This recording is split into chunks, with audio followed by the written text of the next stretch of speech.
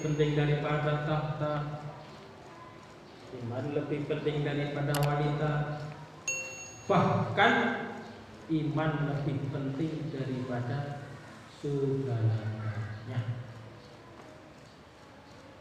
Karena dengan iman ini manusia akan dinaikkan derajatnya oleh Allah Subhanahu wa taala.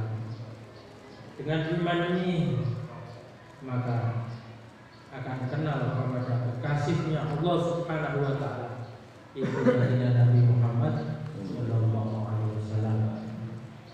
Dengan iman ini kita ini bisa mengamalkan agama secara sempurna. Maka hadirin yang mulia, senantiasa perlu ditanamkan pada diri kita, agama kita ini adalah sebaik-baiknya agama, dan yang diterima oleh Allah Subhanahu wa taala hanya agama Islam saja. Inna dina indallahil Islam. Jadi semuanya agama itu ada, Hindu, Kristen, Buddha, semuanya itu tidak diakui oleh Allah Subhanahu wa taala. Yang diakui hanyalah Islam saja. Maka orang yang mengamalkan Islam, yang punya agama Islam, ini adalah orang akan dimuliakan oleh Subhanahu wa taala. Kita jangan pandang Islam KTP, jangan pandang Islamnya cuma sholat subuh saja. Kita jangan pandang Islamnya ketika waktu lebaran saja. Tidak ada. Karena kejahilannya, karena kebodohannya, dia belum tahu manfaat sholat 5 waktu. Dia tahu baru subuh. Karena dengan subuh itu dia dengar ada keberkahan khusus. Orang yang jamaah sholat subuh kemudian sampai Isra, maka dia itu termasuk bagian orang-orang yang mendapatkan pahala haji mabrur. Yang tahunya itu akhirnya sholatnya cuma subuh saja. Maka kita jangan pandang sholat subuhnya saja, karena dia belum tahu. Maka ada yang mengatakan, kamu ini kok KTP-nya Islam, tapi kamu tidak mau mengamalkan Islam.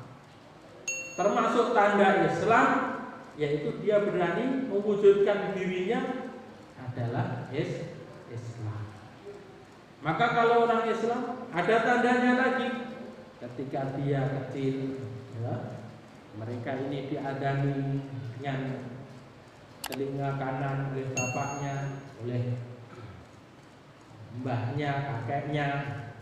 Dikenalkan dulu dia masih kecil dengan Allah Subhanahu wa taala. Bahkan waktu di dalam kandungan, yaitu suruh beriman kepada Allah Subhanahu wa taala.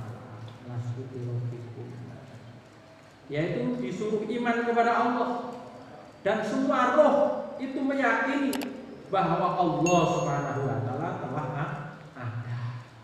Tidak ada semuanya yang tidak meyakini bahwa Allah itu tidak ada. Semua roh itu meyakini bahwa Allah Subhanahu wa taala telah ada. Maka hadirin, karena roh ini sudah tahu dan ternyata keluarnya dari rahimnya ibunya, ada yang keluar dari rahim ibunya dia berupa Islam, ada yang keluar dari rahim ibunya dia berupa kafir, alias tidak iman kepada Allah Subhanahu wa taala. Tetapi hadirin yang mulia, bukan jaminan kalau mereka ini keluar dari perut seorang kafir kemudian dia akan kafir terus. Ternyata dia tumbuh di kalangan orang-orang yang beriman, kemudian dia masuk Islam, dia mengatakan syahadat, kemudian dia mati dengan membawa kalimat la ilaha illallah, maka dia jaminannya di surga. Begitu sebaliknya, dia keluar dari rahim seorang iman, seorang Islam, tetapi dalam akhir hayatnya yakni kufur, naudzubillah min dzalik, tidak iman kepada Allah Subhanahu wa taala, akhirnya dia ini terjungkal, yaitu jurang-jurang ke neraka. Apa ada?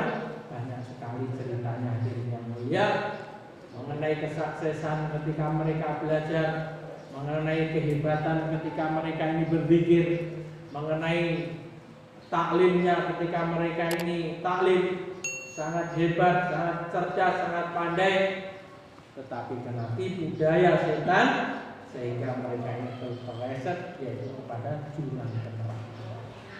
Makanya hadirin yang mulia, perlu kita ketahui ini semua hanyalah hubungannya dengan iman. Maka tidak ada manusia ini yang menolak dengan adanya kesenangan, tidak ada. Maka diceritakan orang ini mengenai surga, indahnya, kemudian tanamannya, semua. Maka manusia ini semua ingin masuk surga. Tetapi hadirin yang mulia, begitulah setan selalu menggodanya, sehingga walaupun ada rintangan apapun yang mereka ini tetap pegang teguh dengan agama, iman kepada Allah, mengikuti sunnah baginda Nabi Sallallahu Alaihi Wasallam, maka mereka bergerak dalam rel yang dituju, yaitu tujuannya akhirat, dan dia kelihatannya di dunia, tetapi pikirnya di akhiratnya Allah Subhanahu Wa Taala. Kelihatannya macul, tetapi mereka buat, yaitu bekal untuk di akhiratnya Allah Subhanahu Wa Taala. Mereka dagang, tetapi untuk bekal di akhiratnya Allah Subhanahu Wa Taala. Mereka bisnis untuk bekal di akhiratnya Allah Subhanahu Wa Taala. Mereka bagian baca Al-Quran untuk akhiratnya Allah Subhanahu Wa Taala. Apa ada orang macul untuk dunia? Banyak sekali. Kalau orang macul untuk akhirat itu wajar. Tetapi kalau orang macul untuk dunia, ya memang dia hidup di dunia. Akhirnya dapatnya padi, akhirnya dapatnya dia jagung, ketela. Tetapi ada yang lebih aneh, kerjanya di dunia tetapi untuk akhirat. Karena apa? Dia kerja untuk amal ibadah mereka. Dia gunakan untuk sedekah, ini untuk akhirat. Dia gunakan untuk membantu orang fakir miskin, ini macul tapi untuk akhirat. Ini dia petani, dapat hasil padi, dia gunakan untuk akhirat. Karena apa? Dia sisihkan hartanya sepertiga untuk dirinya, sepertiga untuk zakat. Maka hadirin yang mulia, inilah kerja yang dunia di dunia, tetapi dia mendapatkan di akhiratnya Allah Subhanahu wa Ta'ala. Maka hadirin yang mulia, kalau ada orang mengatakan dia kerja untuk akhirat tetapi dia lupa dengan akhirat, ini adalah kerja dunia untuk dunia. Maka kalau ada orang kerja untuk dunia, dapatnya dunia, memang dia di dunia, nanti di akhiratnya tidak membawa apa. Ini penting hadirin yang mulia, tidak membawa apa-apa. Karena hartanya untuk dirinya sendiri, untuk anaknya sendiri. Bahkan bisa-bisa harta yang dia cari, yang dia mujahadai, ternyata bukan harta dia, itu harta anak turunnya. Karena dia sudah meninggal, maka dibalas harta itu kepada warisnya, bukan harta. Maka alangkah indahnya harta itu disetorkan dulu di akhiratnya Allah Subhanahu wa Ta'ala. Uangnya disetorkan kepada Allah Subhanahu wa Ta'ala, bajunya disetorkan kepada Allah Subhanahu wa Ta'ala. Bahkan matanya disetorkan kepada Allah Subhanahu wa taala.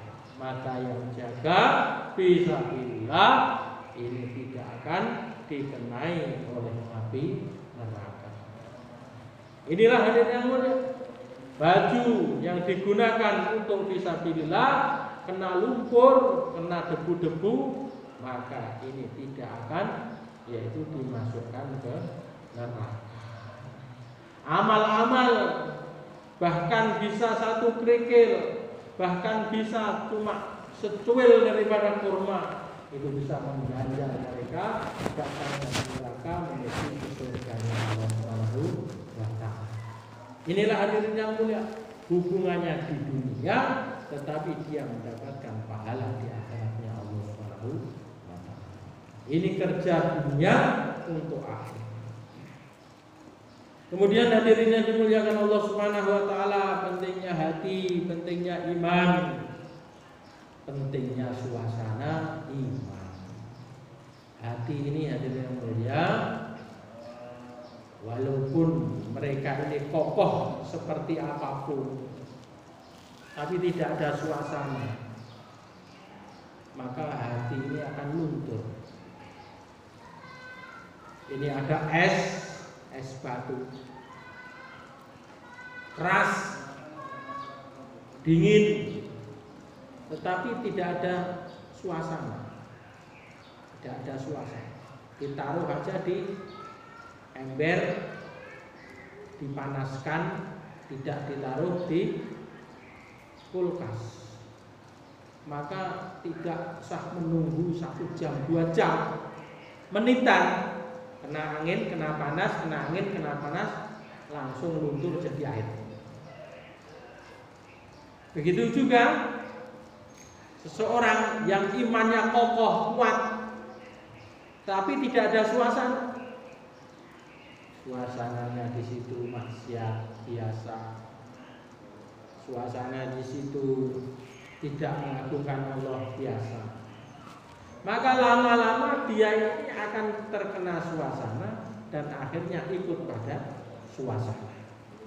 Suasana buruk dia ikut, suasana membodohi orang, suasana bohong-membohongkan, ya karena sudah terbiasa, akhirnya suasana yang demikian itu membawa dia tidak lagi imannya kokoh kepada Allah Subhanahu wa taala. Maka suasana penting. Yang sudah ke masjid membuat suasana, yang sudah jamaah membuat suasana, yang di sekitarnya biar suasana berjamaah. Tapi kalau tidak hadirin yang mulia, sekokoh apapun, maka nanti akan lama-lama hilang. Dimulai dari mana? Ya, dimulai dari kita. Satu, kita ini sudah gak akan berdakwah. Karena apa? Suasananya suasana tidak dakwah. Wah, ini teman-teman gak ada yang dakwah, gak ada yang mau ke markas. Sudahlah, saya juga tidak ikut dakwah dan juga tidak ikut ke markas. Pertama kali yang lepas siapa? Kita. Kemudian yang kedua kali hadirin mulia, tetangga kita. Wah, itu dulu dia jos 4 bulan, 40 hari istiqomah, itikaf. Sekarang tidak lagi. Wah, saya juga tidak. Akhirnya menurun. Maka suasana itu penting ya. Jadi suasana penting. Iman penting, suasana lebih penting. Dan bukan cuma suasana saja, ya, yaitu perlu kita meluangkan daripada diri kita itu untuk menyebarkan suasana. Tanda bukti menyebarkan suasana hadirin yang mulia, yaitu dari kampung kita ini, kita datangi ke kampung-kampung lain. Kita datangi ke Winong, kita datangi ke Kembangan, kita datangi ke Pelem untuk buat yaitu jaulat buah. Kita buat yaitu keluar 3 hari. Kita buat yaitu bersama-sama datang ke masjid Terangkil malam Jumat. Ini kita buat hadirin. Untuk apa? Menguatkan suasana. Tanda suasana ini ada kalau kita ini kurban untuk mendatangi saudara-saudara kita.